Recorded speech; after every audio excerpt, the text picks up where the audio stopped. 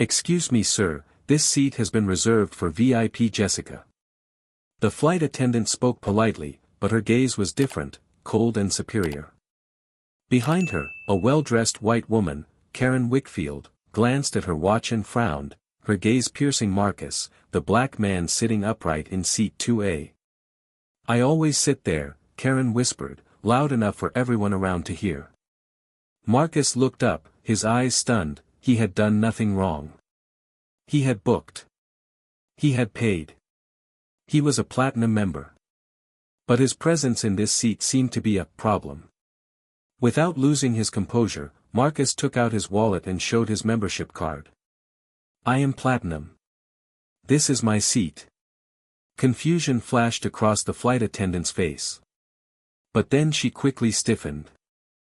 I understand, sir, but this seat is usually reserved for frequent flyers. She glanced at Karen. The words were not harsh, but there was a cold message: you don't belong here. A few passengers around started to pay attention.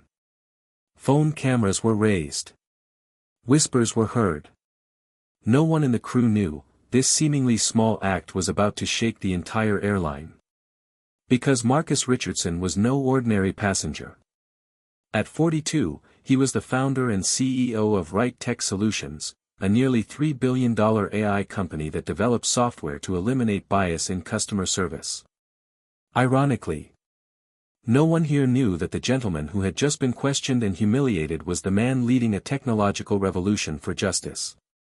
Marcus spent his childhood in the south side of Chicago, teaching himself to code on an old computer when he was just 11.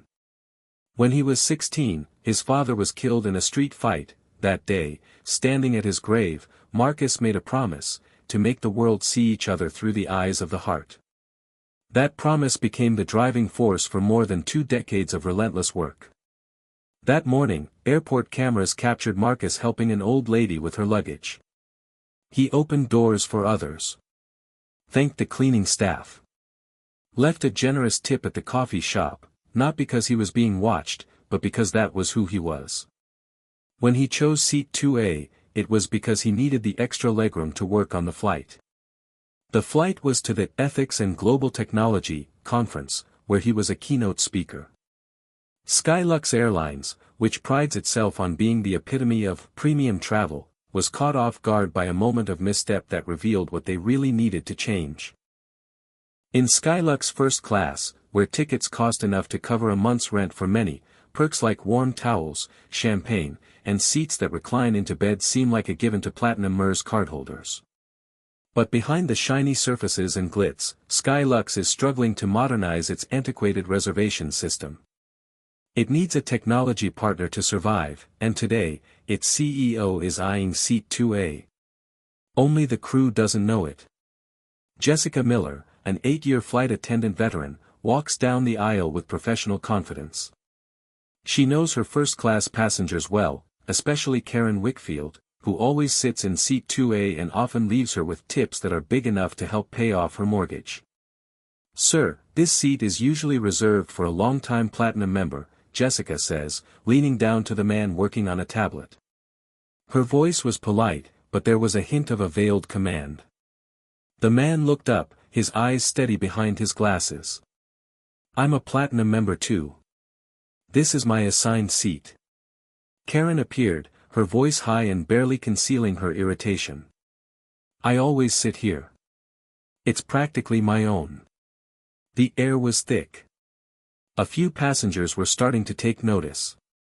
Jessica glanced at Marcus, the other man, then at Karen, worry evident on her face. Perhaps you'd be more comfortable in another seat, she suggested, not mentioning any other first-class seats. Marcus remained calm. Thanks, but I chose this seat because I need to work. There's plenty of legroom. Jessica nodded, smiled faintly, and retreated to the front of the cabin. A nearby passenger held up her phone. A few minutes later, Karen arrived with her bag. As she pretended to put it in the overhead compartment, a stack of folded papers was slipped into Jessica's uniform pocket. Thank you for your help, Karen whispered, loud enough for the person next to her to hear. Jessica blushed. Marcus, still sitting, didn't take his eyes off the screen. Trevor, the flight supervisor, came in. His demeanor was firm, the walk of someone used to giving orders. "Sir, please give up your seat for our VIP passengers," his voice echoed through the cabin. Marcus looked up, slowly. His eyes weren't angry, just tired, as if he'd lived through this many times. "I've already shown you my boarding pass. And I'm a platinum member. This is the seat with my name on it." Trevor leaned in, speaking softly but clearly, as if he were talking to a child. "Perhaps you're not familiar with how this airline works. We give priority to deserving passengers." No one in the cabin was comfortable anymore. In first class, the tension was starting to feel as thick as smoke. Across from Marcus, a businesswoman dressed in a conservative outfit tilted her phone, silently recording the escalating scene. Within hours, the videos would be all over the internet. Karen was still standing in the aisle, her designer handbag clutched to her chest like a shield. Her impatience exploded into a mini-drama. She glanced at her watch, sighed, and then raised her voice so the whole cabin could hear. "I have an important meeting right after landing. I need my seat. Is this some kind of joke?" Several passengers began to roll their eyes, but one whispered coldly, "He doesn't look like someone who can afford that seat." Emboldened, Trevor, a flight attendant, leaned closer to Marcus, speaking quietly but loud enough for those nearby to hear. "Sir, we can make this easy, or hard. Your choice." The air seemed to freeze. But Marcus didn't budge. He looked straight at Trevor, eyes unblinking, voice low but clear. "This is my seat." 6 words. Not angry, not loud. But unmistakable. Trevor flushed, straightened his tie, and walked quickly to the front of the cabin. Over his shoulder, everyone could see the haste with which he picked up the service phone. The lines went silent. The situation had spiraled out of control. 5 minutes later, the cockpit door opened. Captain James Reynolds appeared, tall and poised, followed by Jessica, her eyes filled with concern. This was no longer a matter of seats, this was official intervention. The captain stopped beside Marcus, his eyes sharp, his voice carrying authority. "Sir, my crew reserves the right to rearrange seats as necessary, to ensure the comfort of all passengers." Marcus looked up, 3 people standing above him, but he did not bow. He replied, calmly. "I booked this seat, confirmed as a platinum guest. I need the legroom to work. There is no policy that forces me to give up my seat to someone, just because they want it." The cabin fell silent. A few glances turned from contempt to admiration. No need to shout. No need to argue. Just don't back down. Trevor's lips curled into the smile of someone who believed he had the whole deck. "Sir, if you don't cooperate, we'll be forced to remove you from the flight." The warning fell like a cold slap. Marcus raised his eyebrows only slightly, the first real trace of surprise. "You're threatening to remove me," he said, his voice calm but filled with disbelief, "for refusing to give up a seat I paid for?" The question hung in the air, heavy with undeniable implications. Before Captain Reynolds could respond, Karen's voice tore through the tension. "That's ridiculous," she exclaimed, furious. "I'll miss my connection. I've never been treated like this on a flight." Her indignation was not shared. The passengers around her exchanged skeptical glances. Sensing that the situation was getting out of hand, Captain Reynolds spoke up, his voice hardening. "This is your final warning. If you don't move, we'll call security." Marcus said nothing. He slowly reached into his jacket pocket, pulled out his phone, and turned on the camera. "I want to be clear," he said, his voice calm, "I'm being threatened with removal from the plane for refusing to give up my seat." Trevor's temper immediately faltered. He reached out to grab the phone, but Marcus pulled it back, his eyes never leaving the camera. "There's no rule against recording, as long as I don't interfere with the crew," Marcus added, his voice calm but firm. Trevor paused. But the anger was still there, smoldering behind his darkened eyes. Just then, two security guards appeared, their footsteps echoing through the cabin like a verdict. They advanced toward Marcus as Trevor had directed. The cabin was silent. Marcus sat bolt upright. Insulted, but not demoralized. The phone was still recording from his lap. "Officer," he said as one approached, "I would like to know what specific airline policy I violated. I have a ticket, am in the correct seat, and am a platinum customer." The two agents looked at each other, hesitant. Clearly, they were unsure of what was going on either. "Sir, please collect your belongings and follow us," the other officer said, dodging the question. Marcus looked directly at Captain Reynolds, who stood near Trevor and Jessica. "I was removed for refusing to give up my rightful seat, was that correct?" The question was tight, leaving no room for pretense. Reynolds's answer rang out, dry, without weight. A wave of whispers rippled through the cabin. The old man in the second row shook his head slightly, as if confirming something obvious. Behind him, a young woman silently wiped away her tears, her expression solemn, not hiding her emotion. Marcus began to pack up, closing the tablet, putting away the notes, standing up. He didn't look around, didn't protest. Only Karen watched his every move, her eyes were bright with satisfaction, her lips curved in a fleeting smile. The seat was hers now, and she was certain, he deserved to be removed. He didn't belong here. A voice said from somewhere in the compartment, but what did he do wrong? Another whispered, "I'm turning around." Still, Marcus was escorted from his seat, head held high, back straight, eyes unwavering. The look of someone who had suffered injustice, and who knew how to keep himself intact. As he walked past Trevor, Karen slipped a folded bill into Trevor's pocket. "Thank you for handling the situation," she said, loud enough for everyone around to hear. Her words, light but suggestive, spread like toxic smoke through the cabin. Marcus was taken off the plane. As soon as he landed, he pulled out his phone and typed quickly, "You're kicked off the flight." They picked the wrong person to humiliate. To Elise. No anger, no shame, just the calm of someone used to dealing with injustice. "Sarah, call the legal team," he said into the phone, his voice low but firm. "Skylux has committed a blatant act of discrimination." One of the security guards paused. The initial certainty faded, replaced by confusion. A policeman was scanning the report, his eyes narrowing as he read the words. "Sir," he said, stepping forward, his voice hesitant. "There must have been a misunderstanding. There are no witnesses to your disturbance." Marcus lowered the phone, his eyes fixed. "Yes. There was a misunderstanding. But not on my part.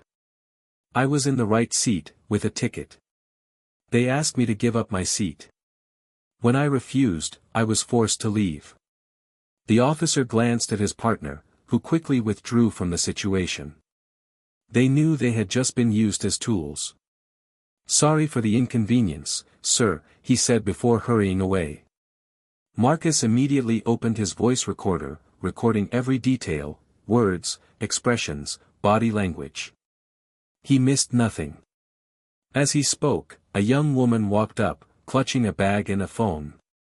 He recognized her immediately, the girl sitting across from him in first class.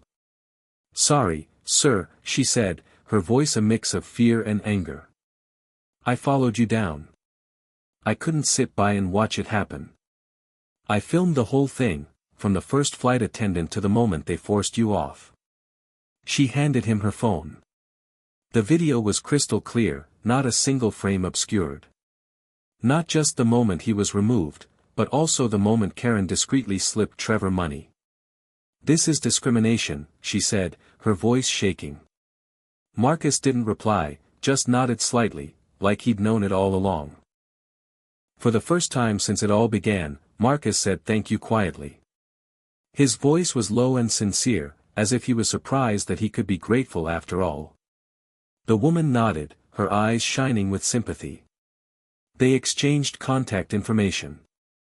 She promised to send a video of the whole thing.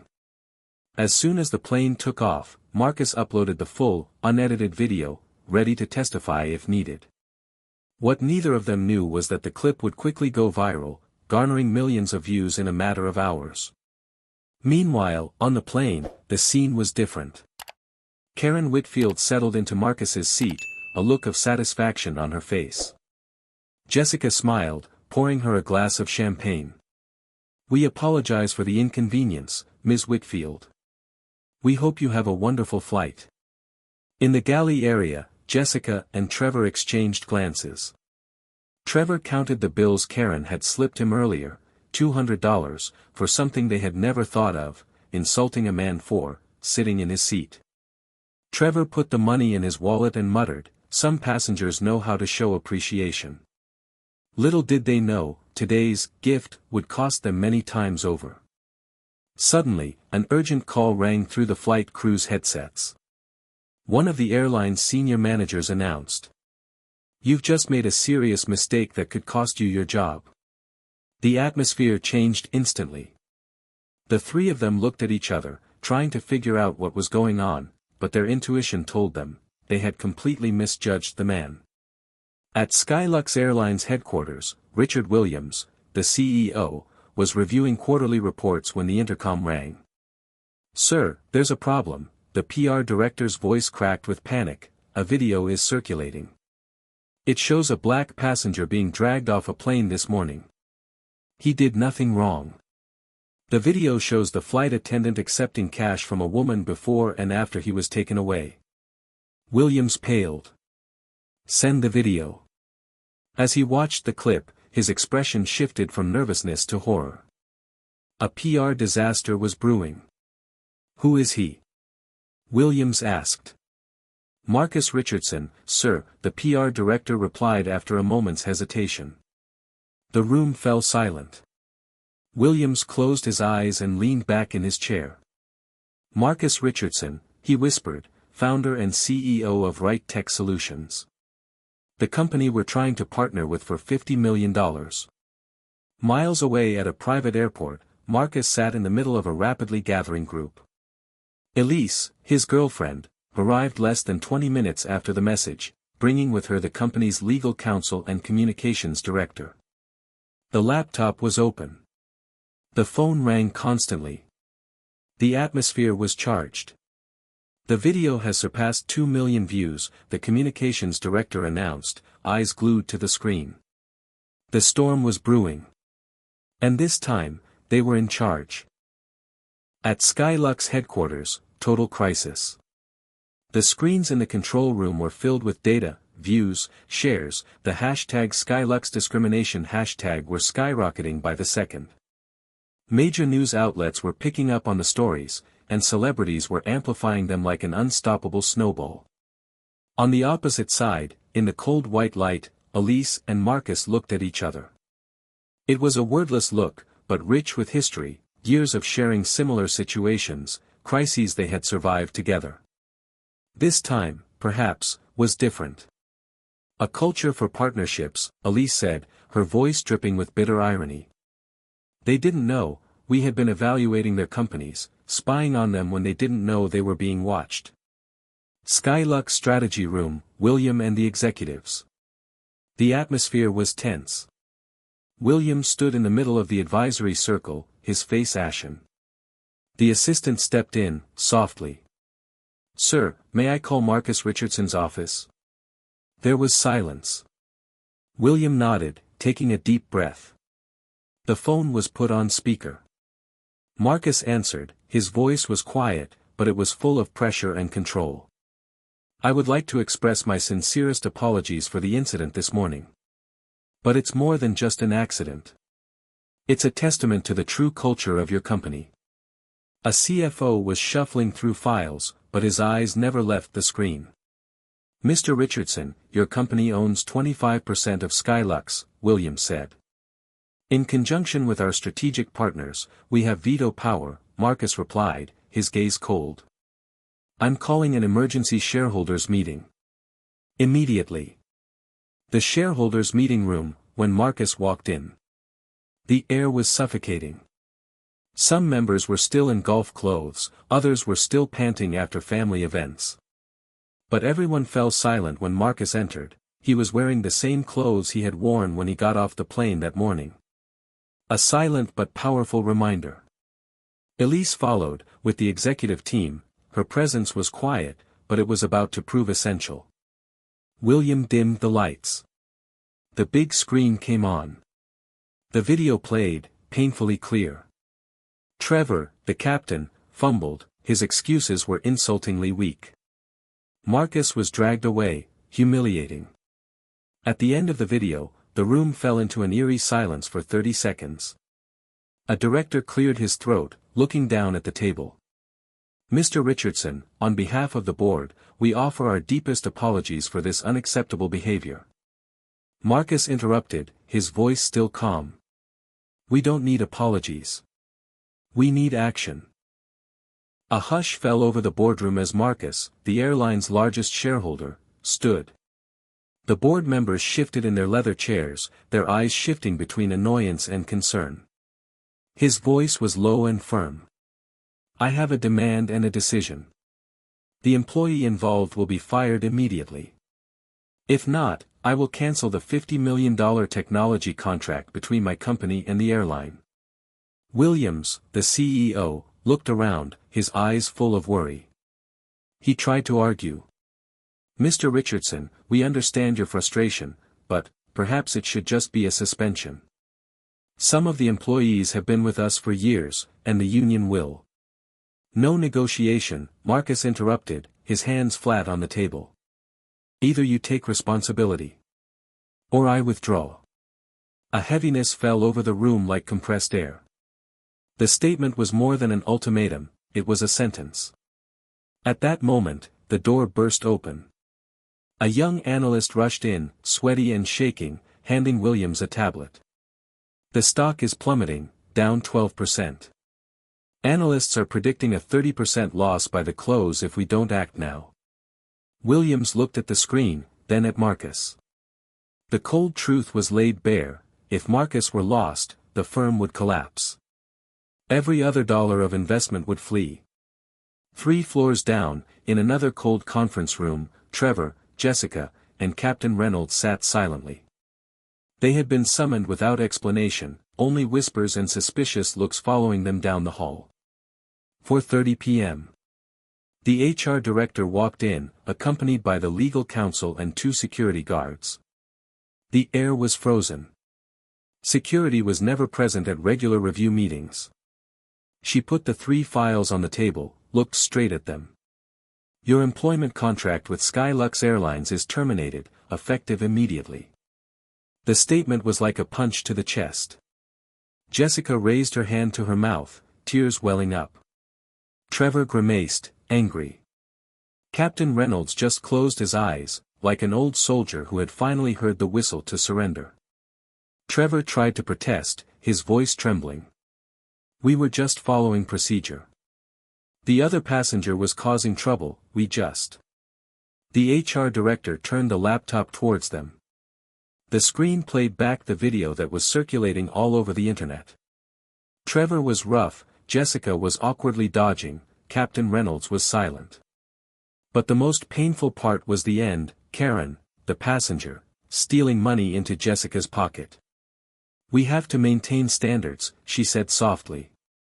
But the camera had recorded everything. Do you have anything else to say? The woman's voice was flat and cold. Jessica burst into tears. Trevor was stunned. Reynolds said nothing. 1 airline, 3 people, and 1 small mistake, now it was over. We made a terrible mistake. She admitted, her voice soft and gentle. I heard the truth in it, the pain she couldn't hide. I knew it was wrong, even as it was happening, she continued, her eyes averted. But I didn't stop it. Captain Reynolds, a man who had navigated fierce storms, was silent now, helpless in the face of a moral storm he couldn't control. I trusted his weekly reports, I said. And I didn't see the first confrontation. The HR director spoke up, his voice no longer holding back his frustration. You all failed in your responsibilities. Not just to Skylux, but to human conscience. The injured one was Marcus Richardson, CEO of Right Tech Solutions, and our largest shareholder. The name echoed like a sentence now. Jessica cried. Trevor was pale, as if his soul had been drained. You will be escorted to collect your personal belongings, the HR director finished. Your final pay will include 2 weeks of severance. Generous, under the circumstances. As the three of them left, silent and watched, I couldn't help but think back to Marcus himself, being escorted away like that just hours earlier. That humiliation was coming back, exactly as it had come. In the main lobby of Skylux headquarters, hundreds of employees had gathered. On stage, CEO Williams stood next to Marcus Richardson. Today, Skylux let down a passenger, in the most egregious way. The silence in the hall was thick. This is not just an individual error. This is a symptom of a systemic problem, Williams said, then turned to Marcus. Marcus spoke up, his voice calm and firm. Not just to punish. To transform. It doesn't matter if I'm a shareholder or a teacher on my way home, what happened was wrong. Eyes dropped. Shame rippled through the crowd. Starting tomorrow, Williams continued, all Skylux operations will be suspended for 48 hours. Every flight, every route. We will all participate in the first phase of our anti-bias training program. The gasps were heavy.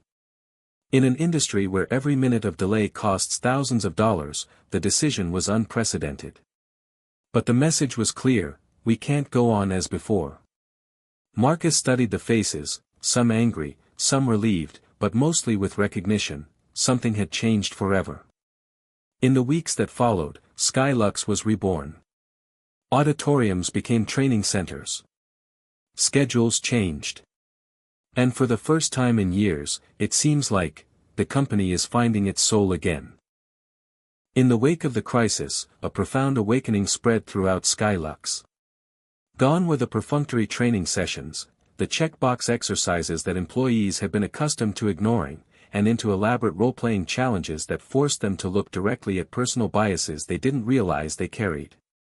Skylux's CEO, who had been quietly observing from afar, was now the first to walk through the mandatory training program, developed by the WRTX team in collaboration with behavioral psychologist and AA expert Marcus. Marcus wasn't just the architect of the program, he was the face of real change. I have the privilege to get through this, he told a room full of skeptical, sometimes hostile, eyes. But every day, there are thousands of people who don't have that privilege. We can be the difference. For many, his presence was a moment of awakening. No longer a corporate lesson, but a person versus person. Beyond the corporate bubble, the fallout continues.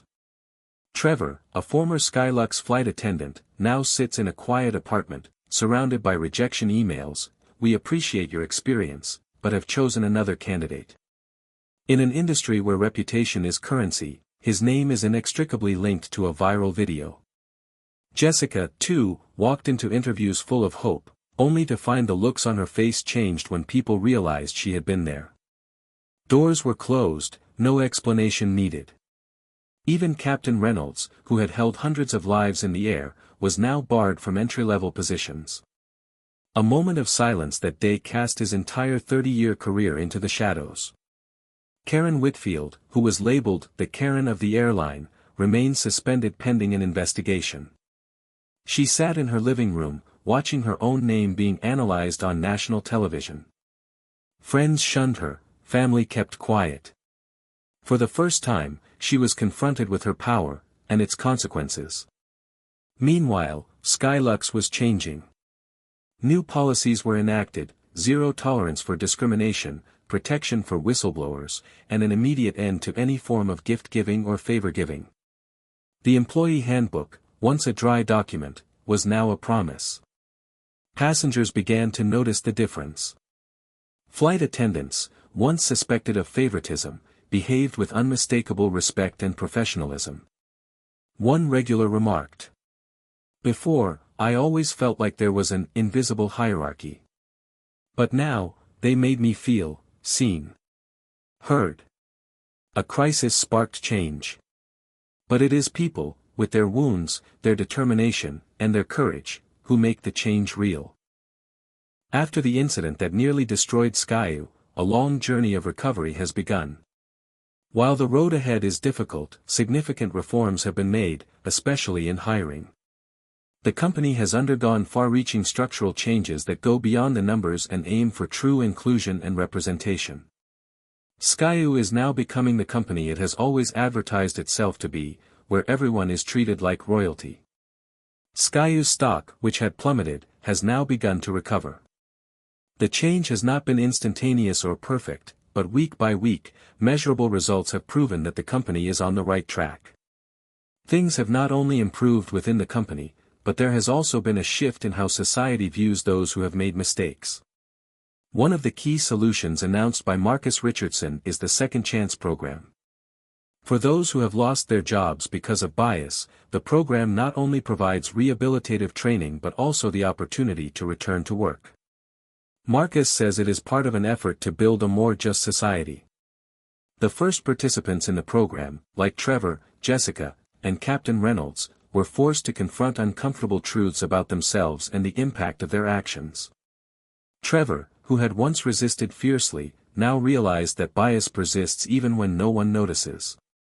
Jessica, with moral courage, acknowledged that her past silence made her complicit in wrongdoing. Captain Reynolds, who has lived a long life in the system, is determined to spend the rest of his career righting the wrongs. After completing the program, Trevor and Jessica began applying for jobs, seeking not forgiveness but the opportunity to change. Jessica was the first to land a new job, not as a flight attendant but as a ground crew member on a regional airline, with lower pay and longer hours. She didn't see it as a setback, but as an opportunity to start over, to prove that change was possible and worthwhile. She never thought she'd get another chance, not like this. It was physically and emotionally draining, but it was a start. When Monica started cleaning the airport again, her hands shook not just from exhaustion but from the fear that she would never be trusted again. But each day, the little thank yous, the no-avoidance glances, healed the pain. Trevor followed a month later, working as a baggage handler at another branch. No more pilot uniform, no more radio calls. But he chose not to look back. The hand clutching the handle of his luggage was his way of keeping himself from falling out of this life again. Captain Reynolds, with his silver hair and eyes that had seen too much, no longer flew commercially. But he found another sky, one where he taught young pilots about the consequences of their choices. In Second Chance, he tells the story not as a moral, but as a reminder, the incident was real, and it wasn't just the passengers who suffered. Skylux had changed. Independent auditors confirmed what passengers felt: fairness. For the first time in the history of the airline industry, Hispanic and Middle Eastern passengers reported satisfaction levels that were equal to, even better than, white passengers. What had once been an ideal was now a reality. At Skylux headquarters, Marcus faced CEO Richard Williams. The 6-month report showed real change. Williams nodded, his face showing more weariness. "It wasn't easy," he said. "But what happened that day forced us to confront what had been hidden." Marcus closed the file and replied, "Change doesn't come from comfort. It comes when you can't turn away." The two men shook hands. Not friends, not adversaries. But companions, on a journey to repair, not just an airline, but an industry. Because sometimes, justice isn't in punishment. It's in moving forward.